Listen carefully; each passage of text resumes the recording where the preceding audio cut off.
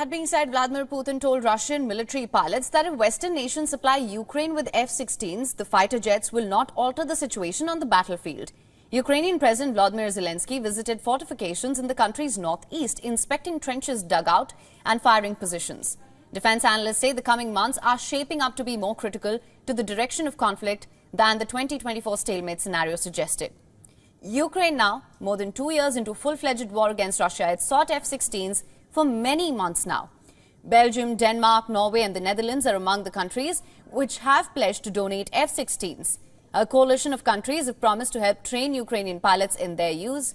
Putin noted the fighters can carry nuclear weapons and Russia must consider that in the way it organizes matters. The F-16s, he said, would be legitimate targets wherever they might be. The Russian president visited a military base in the Tver region, which houses the 344th State Center for Combat Use and Retraining of Flight Personnel. Putin was seen walking with officers and inspecting new helicopter systems and missiles. During the tour, an officer was heard telling him about a new defense system which protects choppers. Putin was also shown the X-39 missiles, a multi-purpose projectile that allows the military to operate against armored vehicles and in fortified areas. Now, the visit follows the Moscow's concert hall shooting last week.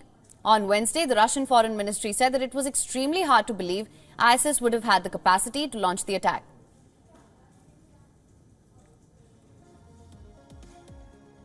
Spokesperson Maria Zakharova repeated Moscow's assertions, for which it has not yet provided evidence that Ukraine was behind the attack on the Crocus City Hall.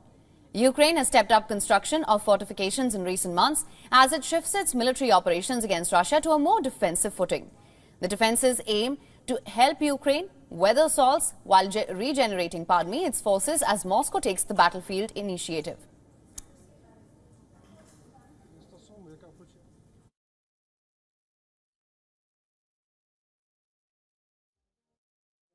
Для складу, для стабілізації поранених.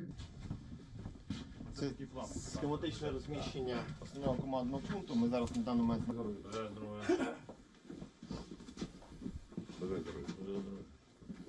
Це таке типове місце, всі служби десь.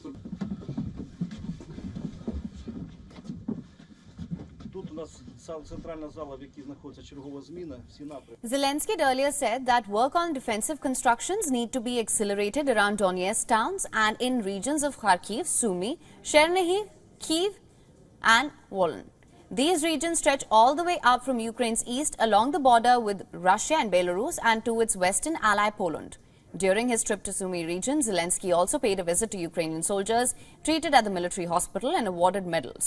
On Wednesday then, Zelensky replaced one of the country's top security officials with the head of Ukraine's foreign spy agency. He dismissed Alexei Danilov, who served as Secretary of the National Security and Defense Council, and thanked him for his service. He gave no response for the shake-up and said, without providing details, that Danilov would be reassigned to another area. Офіцером в СБУ, очолював департаменти в Службі безпеки та РНБО, є досвід роботи заступником секретаря Ради національної безпеки і оборони. For latest news, download the WION app and subscribe to our YouTube channel.